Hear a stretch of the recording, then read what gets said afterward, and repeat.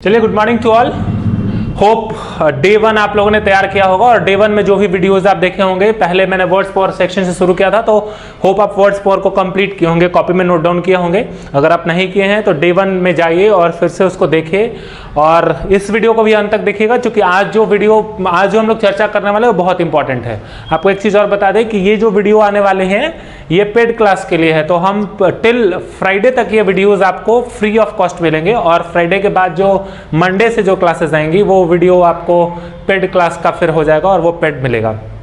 फिर भी जहां तक भी, लेकिन ऐसा नहीं है कि जो लोग पेड नहीं पढ़ना चाहते उनके लिए वीडियोस नहीं आएंगे, उनके लिए वीडियोस कुछ आते रहेंगे जो कम्युनिकेशन के लिए बेहतर हो। Talking about the second day, आज हम दूसरे दिन की चर्चा कर रहे हैं और दूसरे दिन में फिर हमारे पास कुछ words, collection of words power है जो इंपॉर्टेंट है। Let's see the words power. आज मैंने जो वर्ड्स लिया है वो ए से ही रिलेटेड है और जो पहला वर्ड है वो है अफेक्ट। अफेक्ट एक वर्ब है जिसका मतलब होता है प्रभावित करना, right. Let's see the example of affect that corona will affect the economy of India. Corona क्या करेगा? भारत के इकोनॉमी को प्रभावित करेगा। अब जैसे दो कंफ्यूजन है यहाँ पे, जैसे अफेक्ट और इफेक्ट दो वर्ड आते हैं, तो आपका एक पूरा एक्सप्लेनेशन है। आप इस पे चाहिएगा तो एक एक्सप्लेनेशन है, लेकिन अगर आपको इसके एक्सप्लेनेशन के बारे में जानना है तो आप ऊपर आई बटन में जाएंगे, क्लिक करेंगे और वहां पे एक लिंक आपको मिलेगा जहां पे कि आप देख सकते हैं, you can search there affect और इफेक्ट का पूरा यूज कैसे होता है, उसको कहाँ यूज करना है, उसका प्लेस क्या है और कैसे यूज करना है, क्योंकि दोनों के यूज में बहुत अंतर है। There is a big difference between the both, between the uses of the affect and effect. दोनों के यूज में बहुत अंतर है, तो आप जाकर वहां से देखेंगे और तभी यूज करेंगे कि उसको कैसे यूज करना है। किसी दिन और डिस्क्रिप्शन मिलेगा, बट आप वहां जाएंगे, वो पहले से वीडियो डाला हुआ है वहां पे, that you can find out कि इसमें दोनों में क्या अंतर है। तो इसका मतलब होता है प्रभावित करना, और आपको एक काम करना है, पेन और पेपर लेके रखना है और लिखते जाना है जो भी वर्ड्स आप पढ़ रहे हैं। No, please try to note down. और मैंने एक एग्जाम्पल दिया है, ऐसा जरूरत नहीं था कि मैं आपको एग्जाम्पल देता, बट मैंने एग्जाम्पल दिया है चूंकि आप इससे भी एक एग्जाम्पल बनाएं, राइट। तो each one has to make one examples in your copy. तो आप नोटबुक लेकर होप सो आप रहेंगे और वीडियो को अंत तक देखेंगे। अगर आप अभी तक आप सब्सक्राइब नहीं किए हैं तो प्लीज सब्सक्राइब भी करेंगे, कमेंट भी करेंगे, that is very important. Moving towards the next word, that is afford. Afford का मतलब होता है बर्दाश्त करना।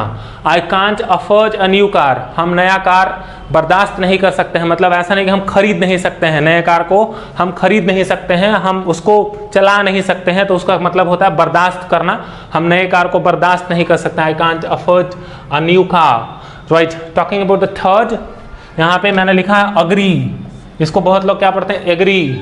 तो that is the pronunciation of this is agree. Agree एक वर्ब है और इसका मतलब होता है सहमत होना। जैसे हम एक दूसरे की बातों से सहमत होते हैं, चलो ठीक है, हाँ सहमत हैं, तुम जो कह रहे हो हम अग्री करते हैं। जैसे हम लोग जब भी ग्रुप डिस्कशन करते हैं तो वहाँ पे कन्फ्यूजन होता है, हम कहते हैं यस आई एग्री। तो जब हम अग्री करते हैं तो वहाँ पे अग्री कहेंगे, तो कह रहे हैं कि आई अग्री विथ यू, मैं तुमसे क्या करता हूँ? अग्री करता हूँ, मतलब मैं तुम्हारी बातों से क्या हूँ? सहमत हूँ। जब हम किसी को सहमति देने के लिए यूज करते हैं, जब सहमत होते हैं किसी बात से, तो that we use the term that is agree. Talking about the next, that is alter. ये अल्टर जो है, अल्टर जो है ये आप जीन्स खरीदे होंगे कभी, और कभी आपको जीन्स कटवाना होगा या फिर जीन्स में रफू करवाना होगा, तो आप जाते होंगे दुकान पे, तो आप कहते होंगे, या फिर आप दुकान में गए होंगे, आपका जीन्स खरीद के पापा ले आए और वो आपके साइज में नहीं है, तो हम आप कहते हैं कि चलो हमको जीन्स अल्टर कर दो, मतलब कि बदल दो। क्या कहना? उसको बदल देना, उसको अल्टर कर देना, या फिर हम उसको अल्टरेशन कराते हैं। ठीक है, तो अल्टर से बना अल्टरेशन। जब हम उसको रफू करते हैं, जब उसको काटते हैं, तो हम उसमें क्या कुछ चेंजेस कराते हैं, कुछ बदलाव कराते हैं, दैट इज कॉल्ड अल्टरेशन। तो अल्टर का मतलब होता है बदलना, बदलाव करना, उसको बदलना। तो यहाँ पे एक एग्जाम्पल मैंने बनाया है, कैन यू अल्टर इट? क्या आप इसको बदल सकते हैं? Can you alter it? आप देखिएगा यहाँ पे मैंने लिखा है कैन यू अल्टर इट, क्या आप इसे बदल सकते हैं? तो इसका अल्टर का मतलब वहां बदलना है। कभी कभी आप मॉल में जाते होंगे तो वहां पे लिखा होता है अल्टरेशन सेंटर। तो ये जो अल्टरेशन सेंटर है वो कहां से आया है? इसी अल्टर टर्म से आया है, that is alteration. Talking about the next, जो पांचवा वर्ड है, इसको हम पढ़ते हैं अनाउंस। क्या पढ़ते हैं? इसको अनाउंस पढ़ा जाता है। लोग इसको क्या पढ़ते हैं? अनाउंस। इसको हम पढ़ते हैं announce. That real right pronunciation is what? Announce. तो हम अपना जो टोन है उसको भी इंप्रूव करते चलेंगे और हम इसको अनाउंस नहीं पढ़ेंगे, इनाउंस नहीं पढ़ेंगे, इसको क्या पढ़ेंगे? अनाउंस पढ़ेंगे। तो अनाउंस एक वर्ब है, इसका मतलब होता है घोषणा करना। हम किसी चीज का जब घोषणा करते हैं, अनाउंस करते हैं, जिससे हम बनाते हैं अनाउंसमेंट, उसको अनाउंसमेंट नहीं कहते हैं, क्या कहते हैं, अनाउंसमेंट कहते हैं। और दैट इज अनाउंस मतलब घोषणा करना। तो यहाँ पे मैंने एक एग्जांपल बनाया, who is going to announce the news. इस न्यूज को कौन अनाउंस करने जा रहा है, इस न्यूज को कौन घोषणा करने जा रहा है कि ये न्यूज है, उसका घोषणा कौन करेगा, हु विल अनाउंस। तो who is going to announce the news, तो ये अनाउंस है। तो फिर से आपको बता दें, that is not announce, that is announce. Now talking about the next 6 one, apply. हम कहीं कुछ अप्लाई करते हैं, अप्लाई करना मतलब लागू करना। जब किसी चीज पे कुछ को लागू करा जाए तो हम उसका एक टर्म होता है, that we have the term that is apply करते हैं। तो अप्लाई का मतलब होता है लागू करना। तो हम जैसे 2-3 चीज, जैसे हम किसी पोस्ट के लिए अप्लाई करते हैं तो फॉर्म आता है तो अप्लाई करते हैं, तो दैट इज अप्लाई। तो यहां पे है I will apply for this post, I will apply for this position, right.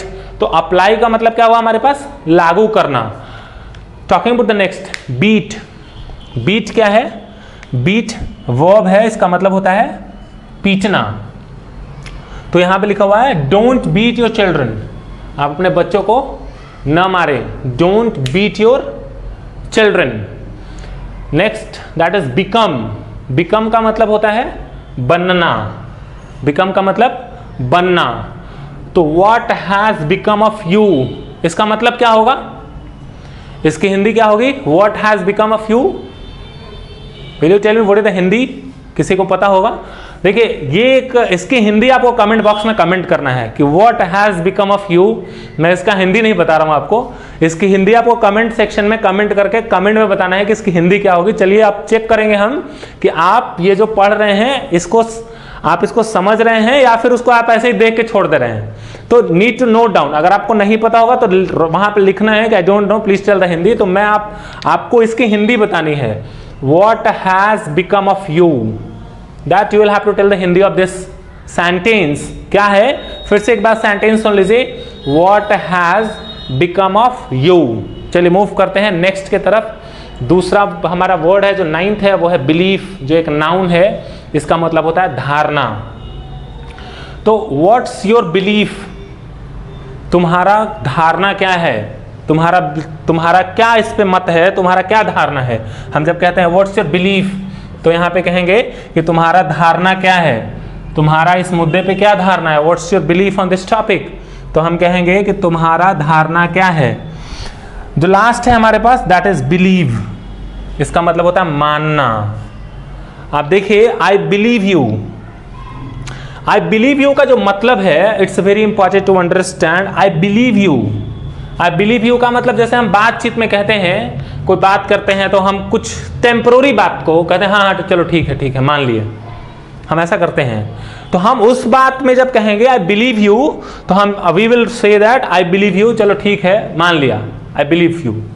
लेकिन जैसे ही हम यहां पे कह रहे हैं I believe in God, right, तो मैं एक गॉड की बात कर रहा हूं जो सबके भगवान हैं। I do you believe in God, तो कहते हैं कि क्या तुम्हें भगवान पे विश्वास है, क्या तुम भगवान को मानते हो, राइट। तो यहां पे हमारा एक सेंटेंस है, बिलीव का मतलब मानना, do you believe in God, right. तो मैंने कहा do you believe in God, तो क्या तुम भगवान को मानते हो। तो ये एक सेंटेंस है, मतलब ये 10 सेंटेंस है, 10 का मीनिंग लिखा हुआ है, 10 के यूजेस लिखे हुए हैं, ये सारे के सारे वर्ब हैं और इसके मीनिंग लिखे हुए हैं। आपको फिर से बता दें कि हम सबका हिंदी बताए हैं, एक का हिंदी नहीं बताया है, तो आपको इस कमेंट सेक्शन में आपकी इसको हिंदी बतानी है। और आपका जो सबसे इंपॉर्टेंट काम है, क्योंकि मैंने पहले भी कहा था कि if you remember 1 word in a day that you can speak better English. एक वर्ड आपको हर दिन एक नया चुनना है। होप आप इन सारे वर्ड्स को जानते होंगे, लेकिन आपने कभी इसको तैयार ही नहीं करा, कभी बोला ही नहीं घर पे। तो it's very important to use in a sentence, it's very important to use in when you write anything, need to write it. तो आप जब कभी भी बोलें तो must try to use 1 word in your daily life by which you can make more effective communication। तो चलिए अब चलते हैं ग्रामर सेक्शन की ओर। चलिए अब ग्रामर पोर्शन में आज हम लोग देखेंगे जो सबसे ये इंपॉर्टेंट पॉइंट है, दैट इज केस। केस का हिंदी होता है कारक, right. There are 4 types of case. अगर हम केस की बात करें तो 4 तरीके का होता है। आप वो केस पे मत चले जाइएगा कि जहाँ पे हम लोग कोर्ट में जाते हैं तो केस करते हैं, वो केस नहीं है, वहाँ पे वो केस अलग हो जाता है। ये केस जो है ये कारक है, और आप कोर्ट वाले केस की तरफ बिल्कुल ही ध्यान नहीं दीजिएगा। फिर से आपको एक बार बता दें, क्योंकि वो जो केस होता है वो कोई होता है लड़ाई करके गया, कोई किसी तरह से गया, तो वो case that is the different thing, right. Here we are talking case in the section of English communication. English में ये केस का एक रोल है, और अगर ये पता ना हो तो we are unable to make sentence, और हम सेंटेंस के को फॉर्म नहीं कर पाएंगे, तो इसीलिए ये इंपॉर्टेंट है। अब जानते हैं जो केस है, जो कारक है, जिसकी हिंदी मैंने बताया कारक, ये 4 तरीके का होता है। There are 4 types of case. That first is nominative case, इसको हम क्या कहते हैं, nominative case. Second is objective case, जो दूसरा केस है वो कौन सा है, ऑब्जेक्टिव केस है। और जो तीसरा है वो क्या है, पजेसिव केस। और चौथा वोकेटिव केस।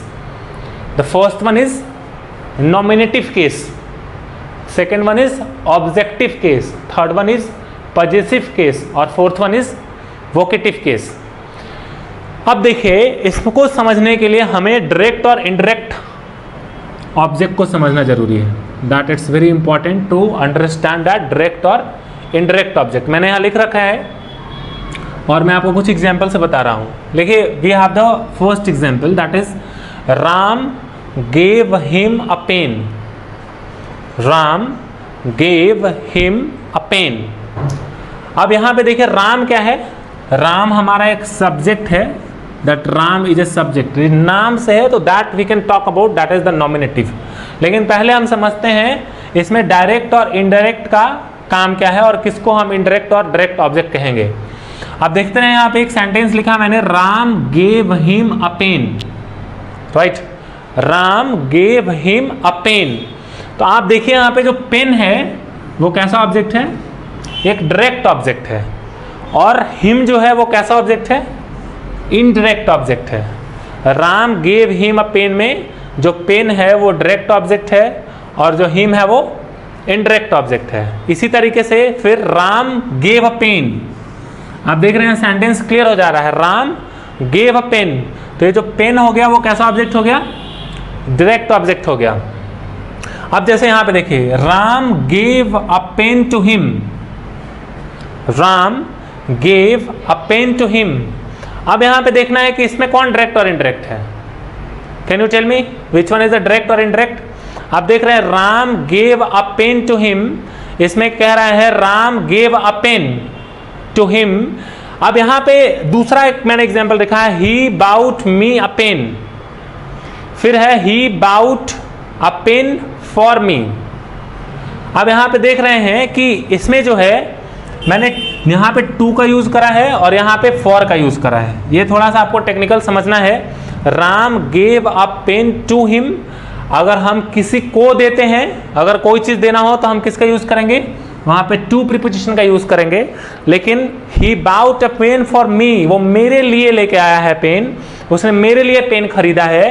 तो जब मेरे लिए के लिए आएगा तो दैट, मैं आपको एक और ट्रिक्स बता दूं, यहाँ पे क्या यूज करेंगे, हम यहाँ पे फॉर का यूज करते हैं, he bought a pen for me. अब देखिए ये डायरेक्ट और इनडायरेक्ट है।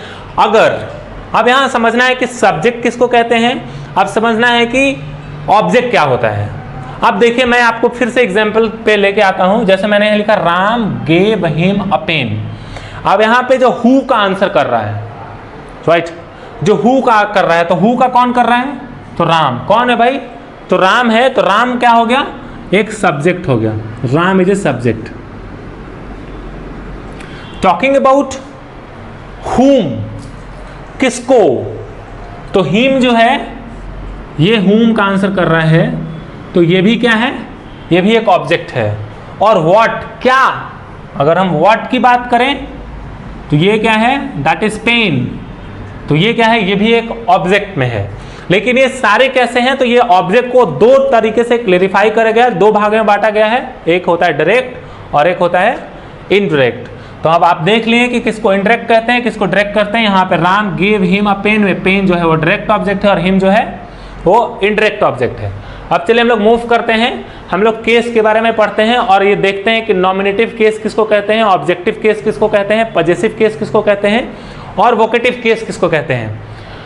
आइए देखते हैं पहले नॉमिनेटिव केस किसको कहते हैं। तो चलिए आज हम लोग अब देखते हैं नॉमिनेटिव केस किसको कहते हैं। जैसे मैंने पहले चर्चा करा कि केस में हम लोग ये जाने इनडायरेक्ट और डायरेक्ट ऑब्जेक्ट के बारे में, जो ऑब्जेक्टिव केस का ही एक पार्ट था। अब शुरू से हम लोग चलते हैं नॉमिनेटिव केस जानते हैं डेफिनेशन के साथ कि नॉमिनेटिव केस क्या होता है और उसको कैसे हम यूज करेंगे, कैसे समझेंगे कि नॉमिनेटिव केस में आता है, या इसी को हम सब्जेक्टिव केस भी कहते हैं। तो चलिए देखते हैं। डेफिनेशन है व्हेन अ नाउन और pronoun is used as subject, किस तरह, सब्जेक्ट ऑफ ए वर्ब, किसके तरह, सब्जेक्ट ऑफ ए वर्ब के तरह अगर यूज हो, it is said to be in the nominative case और सब्जेक्टिव केस।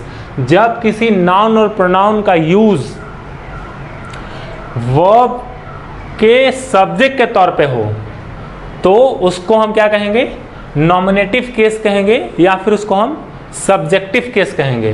फिर से सुनिए, व्हेन अ नाउन और pronoun is used as subject of a verb, किसके subject, of a verb, it is said to be in the nominative case और subjective case कहेंगे। जैसे Ajay gave him a pen, तो यहाँ पे Ajay gave him a pen, तो जो अजय है वो क्या है, वो क्या हुआ, ये हमारा नॉमिनेटिव केस में है या जिसको हम सब्जेक्टिव केस भी कह सकते हैं। सी गोज टू स्कूल, ये जो सी है वो क्या है, ये क्या है, सब्जेक्टिव केस है। इसको हम हिंदी में कर्ता कारक भी कहते हैं, जो काम करने वाला है। मैंने पहले ही बताया था जो काम कर रहा है वो किस केस में आएगा, that the thing will come in the nominative case. तो ये नॉमिनेटिव केस में आ रहा है, इसीलिए ये क्या है, अजय और सी दोनों क्या है, that is the subjective case भी आप कह सकते हैं और इसको नॉमिनेटिव केस भी कह सकते हैं। चलिए moving towards the next, that is the objective case. When a noun और pronoun is used as a object of a verb और प्रीपोजिशन, जब किसी नाउन और प्रोनाउन का यूज किसी वर्ब और प्रीपोजिशन के तरह हो, मीन्स व्हेन अ नाउन और pronoun is used as the object of a verb और प्रीपोजिशन, किसी वर्ब और प्रीपोजिशन का, जब किसी नाउन और प्रोनाउन का यूज किसी वर्ब और प्रीपोजिशन के ऑब्जेक्ट के तरह हो तो क्या होगा, it is said to be the objective case. वो कैसा केस होगा, ऑब्जेक्टिव केस होगा। जैसे मैंने यहाँ पे लिखा है Ajay gave him a pen, तो पहले मैंने बताया था कि दैट यहाँ पे जो पेन भी है वो कैसा केस है, वो ऑब्जेक्टिव है, और हिम भी जो है वो ऑब्जेक्ट है, तो ये दोनों ऑब्जेक्टिव केस में आएंगे। जैसे ही गेव राम अ पेन, तो यहाँ पे दोनों क्या हैं, दोनों ऑब्जेक्ट हैं, पेन भी ऑब्जेक्ट है और यहाँ राम भी ऑब्जेक्ट हो गया।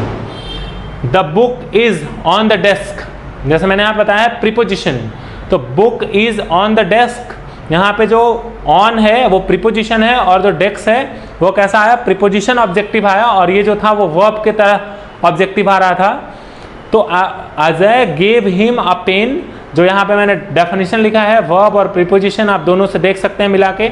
यहाँ पे गेव जो है वो वर्ब है हमारा, Ajay gave him a pen, he gave Ram a pen, the book is on the table, जो ऑन है यहाँ पे, गेव यहाँ भी ये वर्ब है, गेव यहाँ भी वर्ब है, बट यहाँ पे the book is on the desk, जो ऑन है वो क्या है, ऑन है वो प्रीपोजिशन है, और ये क्या है, ये भी एक ऑब्जेक्टिव केस है।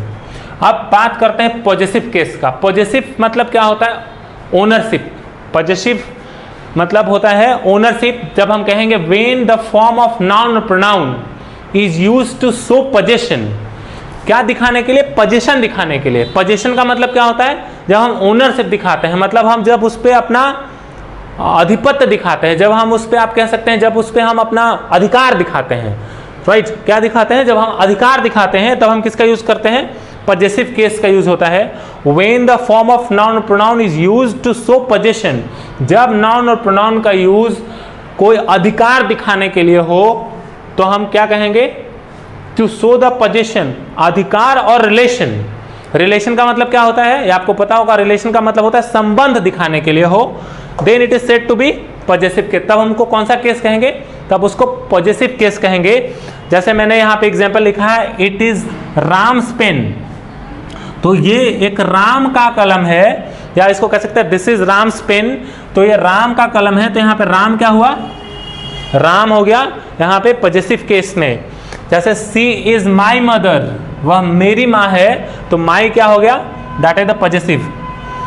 दिस पेन इज माइन, तो यहाँ माइन जो है वो क्या है, ये पॉजेसिव केस में है। तो आप इस एग्जाम्पल से भी देख सकते हैं कि राम, राम्स, माई और माइन ये सब किस केस में आते हैं, पॉजेसिव केस में आते हैं। चलिए अब हम लोग चलते हैं वोकेटिव केस की तरफ कि वोकेटिव केस क्या है और उसका यूज कैसे होता है। चलिए जो लास्ट हमारे पास है, last case that is the vocative case. तो हम वोकेटिव केस की चर्चा कर रहे हैं। कह रहे हैं इफ अ नाउन और pronoun is used to address, किसी को एड्रेस करने के लिए अगर हो, ये एड्रेस नहीं है, एड्रेस संबोधन करने के लिए हो, it is said to be vocative case. अगर हम किसी नाउन और प्रोनाउन का यूज किसी को एड्रेस करने के लिए यूज करें, किसी को संबोधित करने के लिए यूज करें, तो हम क्या कहेंगे, इसको कहते हैं वोकेटिव केस कहते हैं। और ये वोकेटिव केस हम इंग्लिश कम्युनिकेशन में बहुत यूज करते हैं। जैसे अगर हमें ये कहना हो गणेश कम हियर, तो हम गणेश के बाद देख रहे हैं कि मैंने गणेश के बाद क्या करा, कॉमा लगा दिया, तो गणेश कम हियर ये एक हमारा कंप्लीट सेंस दे रहा है। ये जो सेंटेंस है कंप्लीट सेंस दे रहा है, कह रहा है गणेश इधर आओ, कम हियर। तो जो गणेश के बाद जो कॉमा लगा that is called vocative case. जो गणेश ये जो हो गया, ये कौन सा केस हुआ, ये वोकेटिव केस है। जैसे Sita read this book, Sita यह किताब पढ़ो, तो जो सीता के बाद है ये कॉमा लगाया मैंने, और ये कौन सा केस हुआ, ये वोकेटिव केस है। हम ऐसा हर दिन बोलते हैं, हम इसको छिपा भी देते हैं, रेड दिस बुक।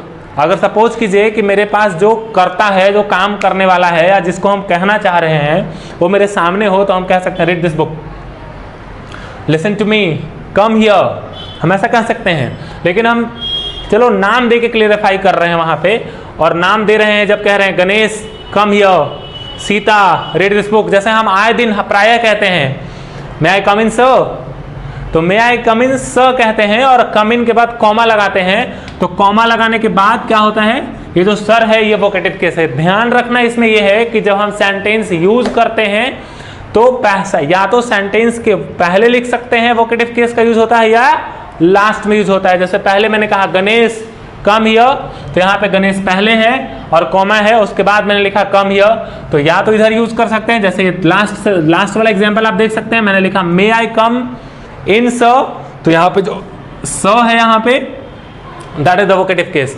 तो ये आपका चारों केस है, ये ध्यान से समझिएगा। और अगर कोई प्रॉब्लम हो तो कमेंट बॉक्स में जरूर लिखिएगा, बताइएगा कि क्या दिक्कत है, और इसके और डिटेल की अगर चर्चा करें। अगर आप केस को ठीक से और जब ग्रामर पॉइंट ऑफ व्यू से पढ़ना चाहते हैं, कॉम्पिटिटिव पॉइंट ऑफ व्यू से पढ़ना चाहते हैं, तो फिर से मैं आपको बताऊं, आप आई बटन क्लिक करेंगे और वहां पे आपको नीचे पूरा डिस्क्रिप्शन में पूरा केस मिल जाएगा। क्योंकि ये जो मैं आपको बता रहा हूं ये कॉम्पिटिटिव पॉइंट ऑफ व्यू से नहीं है, ये कम्युनिकेटिव पॉइंट ऑफ व्यू से है। क्योंकि हर बच्चों को ये जानना जरूरी है कि केस क्या होता है और इसके यूजेस क्या हैं, और ये चारों इंपॉर्टेंट है। बहुत लोग वोकेटिव केस की चर्चा नहीं करते हैं। मेरे पास एक पहले आया, बोला कि एक लड़का वीडियो लेके आया यूट्यूब का, बताया कि सर देखिए ये जो वोकेटिव केस है ये नॉमिनेटिव केस से मर्ज हो चुका है। हम बोले ऐसा तो नहीं हो सकता है कि मर्ज हो चुका है। तो द थिंग इज व्हाट कि जब हम उसकी चर्चा करते हैं तो ये बताना जरूरी है कि नॉमिनेटिव केस क्या है या सब्जेक्टिव केस क्या है और ये वोकेटिव केस क्या है। तो वोकेटिव केस की चर्चा हम जरूर इसलिए करना चाहेंगे कि जब हम वोकेटिव केस की बात करते हैं तो हमारा सेंटेंस का फॉर्मेशन कुछ इस तरीके का होता है जो कि कहीं से नॉमिनेटिव केस में मिक्स नहीं हो सकता है, राइट। तो ये हमारे पास 4 केस हैं और चारों इंपॉर्टेंट हैं। अब हम आते हैं जो हम ये बताएंगे कि इस केस का प्रारूप कैसे है। अगर हम जब किसी नाउन की बात करते हैं तो फिर सब्जेक्टिव ऑब्जेक्टिव कैसे होगा, अगर हम प्रोनाउन की बात करते हैं तो कैसे होगा, ये जानते हैं और इसको थोड़ा डिटेल करते हैं। चलिए अब चर्चा करते हैं कि इसमें क्या बदलाव हो सकता है, क्या हम केस को बदल सकते हैं। जैसे आप बात करते हैं नाउन का, यहाँ पे मैंने प्रोनाउन लिखा है, if you talk about the noun. अगर मैं नाउन की बात करूँ तो नाउन को हम किसी नाउन के अपने फॉर्म से बदल नहीं सकते हैं। जैसे अगर नाउन की बात करें तो नाउन अगर सब्जेक्टिव केस में राम है तो ऑब्जेक्टिव केस में भी राम ही रहेगा, वो बदलेगा नहीं। लेकिन जैसे ही हम उसको पॉजिटिव केस में ले जाएंगे तो राम्स हो जाएगा, एपोस्ट्रोफिस लग जा रहा था, जैसे मैंने पिछले एग्जाम्पल में चर्चा किया। लेकिन अगर हम प्रोनाउन की बात करें तो प्रोनाउन के तीनों फॉर्म में बदलाव होता है, तीनों फॉर्म का अलग अलग केस हो जाता है। अगर हम नॉमिनेटिव केस की बात करें तो अगर आई है यहाँ पे, अगर सब्जेक्ट आई तो ऑब्जेक्टिव केस में ये मी और पॉजिटिव केस में ये माई या माइन हो जाएगा।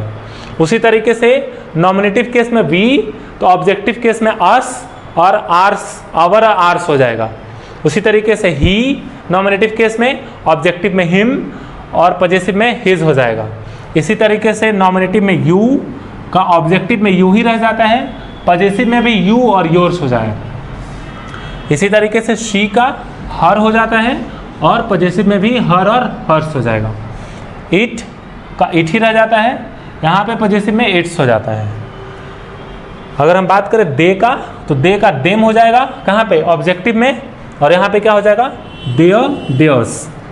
अगर हु की बात करें तो हु का हुम और हुज हो जाता है पजेसिव केस में। फिर से मैं आपको बता दूं कि जब हम नाउन की बात करते हैं तो नाउन अपने दोनों फॉर्म में कहीं बदलाव नहीं करता है, ना तो वो करता है अपने नॉमिनेटिव केस में, ना ही ऑब्जेक्टिव केस में, ठीक है। लेकिन जैसे ही वो पजेसिव केस में आता है, एपोस्ट्रोफियस के साथ आता है जैसे, तो वो क्या हो जाएगा, तो वहाँ पे बदलाव होता है, सिर्फ वो पजेसिव केस में बदलता है। लेकिन अगर हम वो प्रोनाउन की बात करें तो अपने तीनों फॉर्म्स में बदलाव करता है। इसका जो बदलाव होता है वो तीनों फॉर्म में होता है, तीनों फॉर्म्स में ये बदल जाता है, ठीक है। जैसे मैंने आपको बता दिया, तो ये चार्ट इंपॉर्टेंट है। ये जब भी आप इंग्लिश में सेंटेंस बनाएंगे तो ये चार्ट इंपॉर्टेंट है, तो आप इस चार्ट को जरूर नोट डाउन कर लेंगे। और हम अब अगले सेक्शन की ओर चलते हैं, जो सेक्शन और इम्पॉर्टेंट है। मैंने कहा था कि लास्ट जो हमारा सेशन होगा वो प्रोनाउंसिएशन का सेक्शन होगा। तो आइए हम चलिए कुछ वर्ड्स की प्रैक्टिस करते हैं और प्रोनाउंसिएशन की प्रैक्टिस करते हैं। तो let's go with the top pronunciation. तो आज हम जो प्रोनाउंसिएशन की टॉप प्रैक्टिस करेंगे वो वीक से रिलेटेड होगा। हम कुछ वीक्स जो हमारे वीक होते हैं हम उसकी चर्चा करेंगे और हम उसकी प्रोनाउंसिएशन करेंगे। तो let's talk about the word day.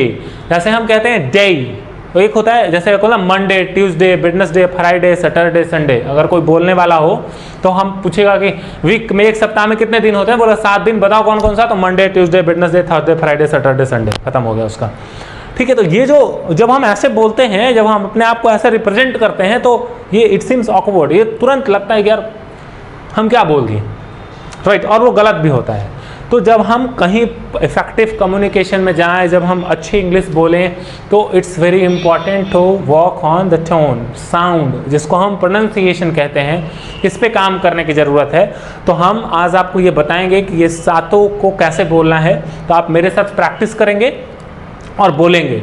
जैसे हम मंडे, तो मंडे नहीं होता है, that is not Monday, it's Monday, Monday, Tuesday, Wednesday, it's not Wednesday, Wednesday, Thursday, Friday। जैसे हम फ्राइडे बोलते हैं, कोई बोलता फ्राइडे, इट्स नॉट फ्राइडे।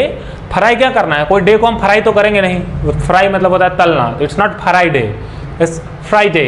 जब हम फ्राइडे बोलेंगे तो हमारा लिप्स जो होगा वो कहाँ टच करेगा, इट विल टच, जो लोअर लिप है अपर टिप को टच करेगा, बोलेंगे फ्राइडे, फ्राइडे। सैटरडे, ये डे नहीं होता, इट्स नॉट डे, वो क्या होगा, day. Saturday, Sunday, Monday, Tuesday, Wednesday, Thursday, Friday, Saturday, Sunday.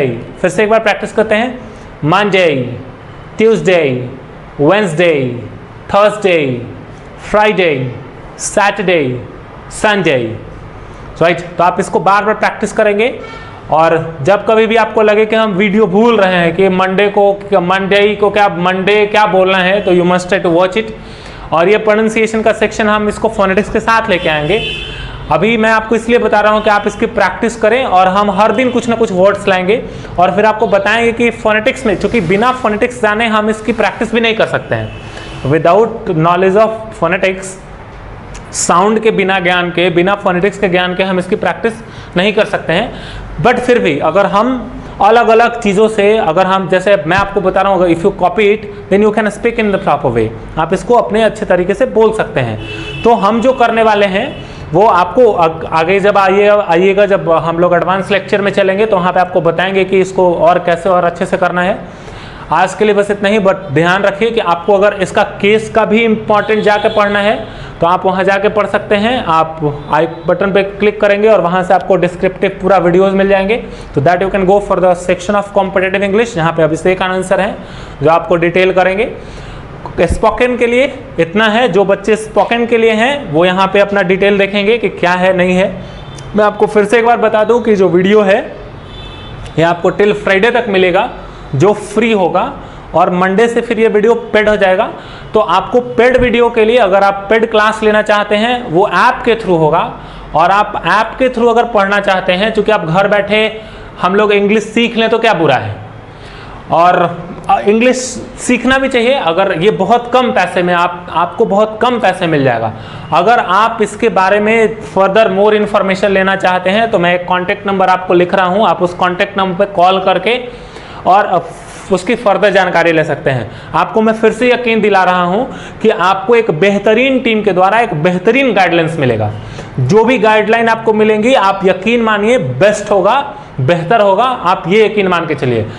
फिर भी अगर कुछ आपको लगे कि कुछ प्रॉब्लम है, कुछ दिक्कतें चल रही हैं, तो आप जरूर कमेंट सेक्शन में फीडबैक में डालें, जिससे कि क्या होगा हम इसको और इम्प्रूव कर पाएंगे। That is very important. आपका जो कमेंट सेक्शन में बात होता है वो बहुत इंपॉर्टेंट होता है, ये जरूर आप बताएं। और मैं आपको कॉन्टैक्ट नंबर बता दूँ, जो फर्दर इन्फॉर्मेशन के लिए आप उस पर कॉन्टैक्ट कर सकते हैं। जो कॉन्टैक्ट नंबर है वो है 9852246933। ये नंबर है, आप इस पर कांटेक्ट कर सकते हैं। फिर से मैं आपको बता दूं 9852246933। अगर आपको इससे भी कुछ और इन्फॉर्मेशन लेना हो तो आप सीधे आप लिंक के नीचे जाके कमेंट सेक्शन में कमेंट करके बता सकते हैं और इन्फॉर्मेशन मिल सकता है। और चलिए आज के लिए बस इतना ही। एक बात ध्यान रखिएगा, जो भी आप पढ़े हैं, जैसे वर्ड्स पर जो पढ़ाया गया है उसका एग्जाम्पल, सेट ऑफ एग्जाम्पल जरूर बनाइएगा और आप उसको भेजिएगा भी। आप अलग अलग चैनल से हैं तो आप जिस चैनल पे भी होंगे मेरे से जुड़े हुए, यू मस्ट सेंड देयर। मैं उसको चेक कर लूँगा, क्लेरिफाई कर लूँगा और आप उसको बनाइएगा, इसको पढ़िएगा। और केस का जो सबसे इंपॉर्टेंट पार्ट था जो मैंने आप अभी लिखा, जो स्ट्रक्चर था, नॉमिनेटिव केस, ऑब्जेक्टिव केस और पॉजेसिव केस, ये जो है ये सेंटेंस बनाने में बहुत इंपॉर्टेंट है, तो आप इसको भी ध्यान रखिएगा। चलिए बस आज के लिए इतना ही। Thank you very much, have a nice day.